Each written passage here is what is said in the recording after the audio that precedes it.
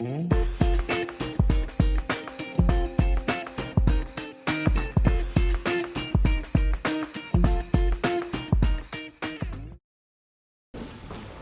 à tous, merci de m'avoir invité à ce colloque sur le développement de la chirurgie ambulatoire. On va parler d'un domaine particulier puisque c'est celui de la chirurgie ambulatoire du cancer appliquée aux patients âgés et tout particulièrement une cible qui est souvent exclue des circuits ambulatoires qui est les patients de plus de 75 ans.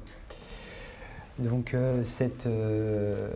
la mise en place de ce circuit repose en partie sur un financement DGOS 1K de 100 000 € qui sert non seulement et qui soutient ce circuit, mais qui va permettre également de labelliser le circuit ambulatoire de chirurgie du cancer de manière générale. Il est sous-tendu par une étude clinique, une étude des pratiques professionnelles et une évaluation médico-économique. Ça faisait partie des prérequis pour obtenir ce financement, et puis ça devait être également la mise en place d'une pratique innovante. Le rationnel, c'est que les patients de plus de 75 ans, de manière générale, sont souvent exclus du circuit ambulatoire pour la bonne raison, c'est qu'ils rassemblent souvent la plupart des complications ou des obstacles dont on a parlé ce matin, c'est-à-dire le risque de saignement, le risque de non-observance des prescriptions, le risque de complications post-opératoires, et puis la non-acceptation aussi tout simplement parfois du circuit ambulatoire. Pareil, l'institutionnalisation ou les troubles neuropsychologiques sont souvent des freins, soit du point de vue des chirurgiens, soit du point de vue du patient, soit du point de vue des anesthésistes. La deuxième chose, c'est que la pratique de cancérologie la plus importante dans notre établissement, c'est tout simplement les cancers de la peau, puisque quand on prend la chirurgie, c'est 700 à 800 cas par an. Et pour notre domaine également, c'est la chirurgie du cancer du sein.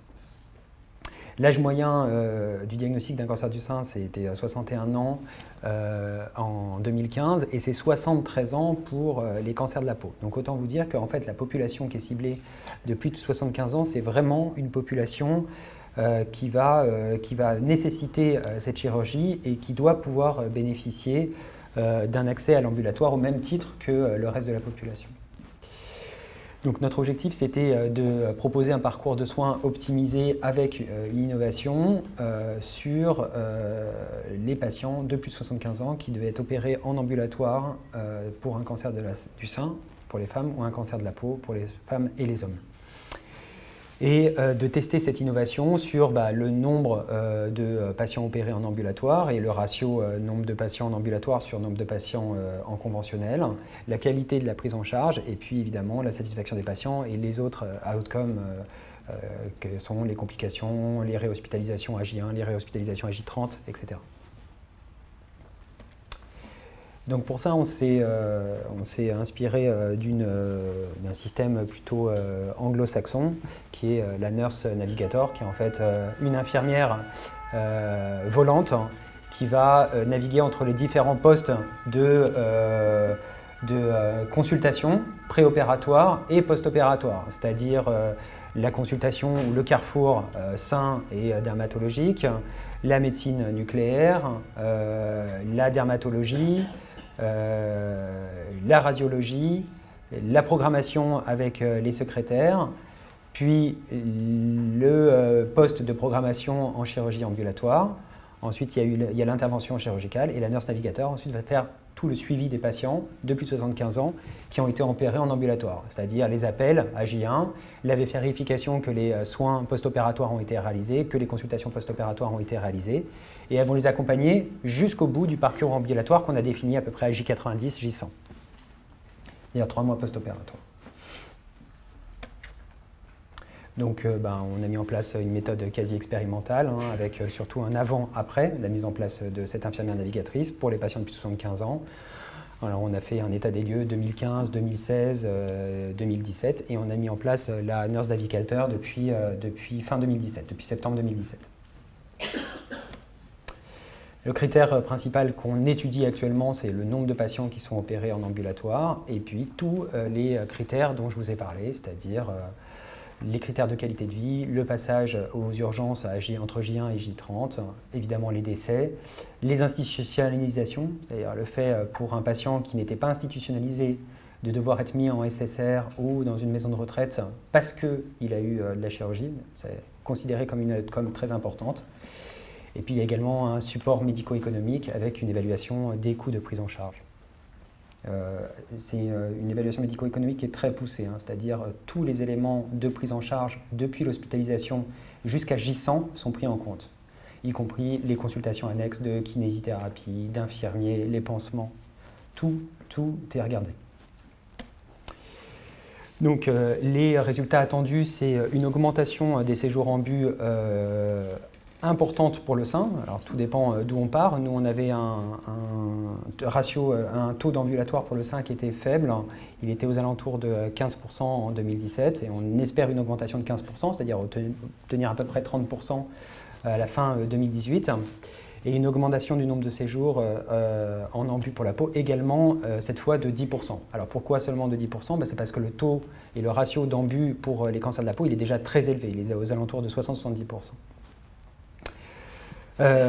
D'autres critères sont attendus et en particulier le respect des délais de programmation de l'INCa, c'est-à-dire 21-28 jours pour le sein et 28 jours, 6 semaines pour la peau. Moins de perdu de vue et puis un meilleur suivi de la cohorte des patients en ambulatoire. Il faut comprendre que ces patients de plus de 75 ans, souvent, après leur intervention chirurgicale, après le suivi ambulatoire, eh bien, ils sont perdus de vue parce qu'il y a d'autres problèmes médicaux qui se posent, d'autres problèmes psychosociaux qui se posent. Et donc là, c'était important pour nous d'avoir une cohorte observationnelle qui puisse être tenue pendant suffisamment de temps pour pouvoir l'évaluer de manière prospective puis rétrospective. Donc on a mis en place tout un process d'études assez rigoureux, enfin très rigoureux avec l'unité de recherche clinique. Et l'allocation des ressources qui a été faite, hein, pour que vous en ayez une idée, donc l'IDE navigatrice, c'est pas ce qui coûte le plus cher, hein, puisque c'est à peu près un tiers du budget qui a été alloué à ça. Finalement, le plus cher, c'est le réglementaire et l'étude en elle-même, les vacations d'ARC et la mise en place de la base de données. Donc à présent, je peux vous donner déjà quelques résultats. Il y a 140 patients qui ont été inclus, 115 donc sur 8 mois, 115 en cancéro-dermato et une trentaine en cancéro du sein. Globalement, les résultats au niveau de la satisfaction des patients sont importants. Il y a eu 2 décès sur des cancers de la peau. Donc souvent des patients qui sont très âgés, hein, 90 ans et 92 ans de mémoire. Et il y a eu 11 réhospitalisations entre J30 et J90. Donc ce qu'il faut bien comprendre, c'est que c'est quand même une population cible fragile et que ce n'est pas tout rose, hein. Il y a un certain nombre d'échecs de la prise en charge ambulatoire sur cette population-là. Et quand on demande leur avis à ces patients, quand on demande vraiment leur avis à ces patients, il y en a un certain nombre qui refusent la prise en charge ambulatoire, y compris pour des pathologies qui pourraient paraître tout à fait prenables en ambulatoire sans problème.